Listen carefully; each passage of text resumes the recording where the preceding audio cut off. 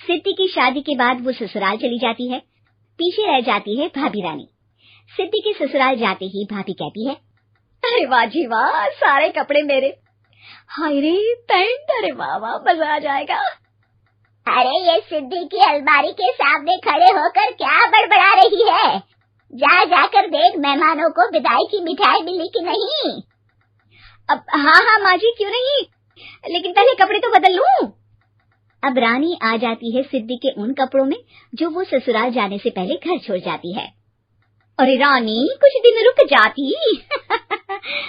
अरे ये तो सिद्धि बिटिया को मैंने ही दिया था, बड़ा ही फबता था उस पर, तुझ पर तो कुछ खास नहीं लग रहा। अब वो ना मेरे सारे कपड़े गीले थे तो सोचा पहन लूं। वैसे भी सिद्धि को कौन सा दिन पुराने आउटडेटेड कपड़ों को पहनना है। वैसे भी ये सूट तो मैंने तभी पहना था, वैसे खास है भी नहीं ये।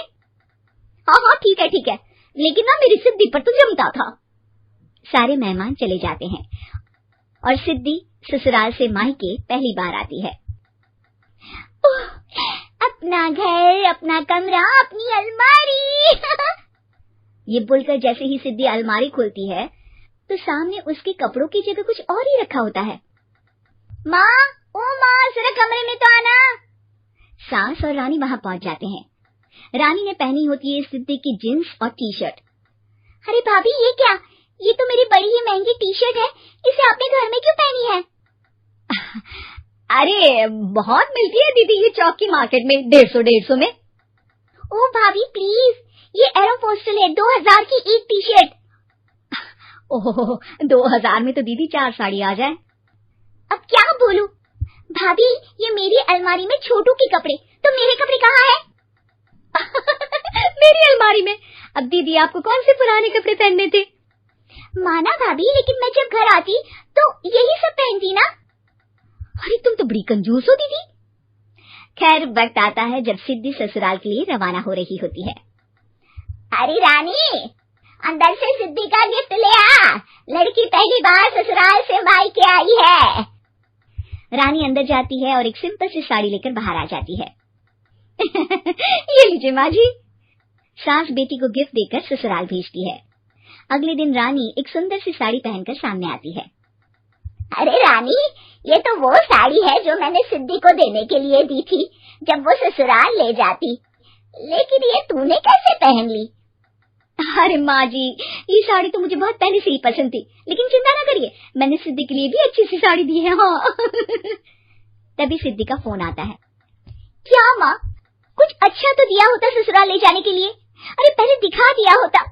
ये चमकते हुए पैकेट में नौकरानी वाली साड़ी मत दिया करो माँ।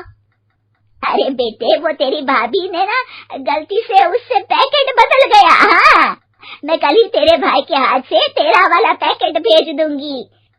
अरे रहने दो माँ, आई एम श्योर भाभी ने अभी वही साड़ी पहनी होगी जो तुमने मेरे लिए रखी थी। तुम तो समझ नहीं पाई उनको। खैर छोड़ो, मैं ज्यादा बोलती अच्छी नहीं लगती, रहने दो, आपको उन्हीं के साथ रहना है, फिर बात करेंगे। सास को रानी पर गुस्सा आ जाता है। वो उसके कमरे में जाती है जहाँ वो शादी का एल्बम देख रही होती है। रानी, मार्केट जाकर एक ऐसी ही साड़ी लेकर आ, कल प्रतीक जाकर सिद्धि के घर दे आएगा। अरे क्यों माँ जी, कितनी साड़ी देनी है दीदी को, यहाँ कोई सेल लगी है क्या? अरे चुप कर, मेरे बेटी के हिस्से की साड़ी खुद पहन ली, अब ज्यादा ज्ञान बांट रही है। एक दिन सिद्धि का फोन आता है।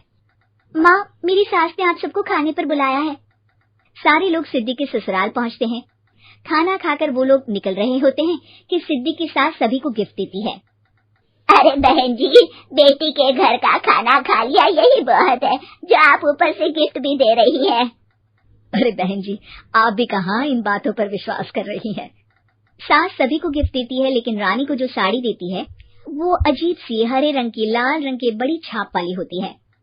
अरे छी, ये कौन पहनेगा? सासू माँ को तो जरी वाली इतनी सुंदर, और मेरे लिए ये नौकरानी वाली। अरे भाभी, दरअसल मैं जब भी घर आती थी आप वापसी में ऐसी ही साड़ी देती थी ना, तो माँ ने सोचा कि आपको आपकी पसंद की ही साड़ी क्यों ना दी जाए। बेचारी रानी, बोलती भी तो क्या। सिद्धि और सास रानी का चेहरा देखकर हंसने लगती है, तो रानी समझ जाती है कि अपने ही बिछाए जाल में वो फंस चुकी है।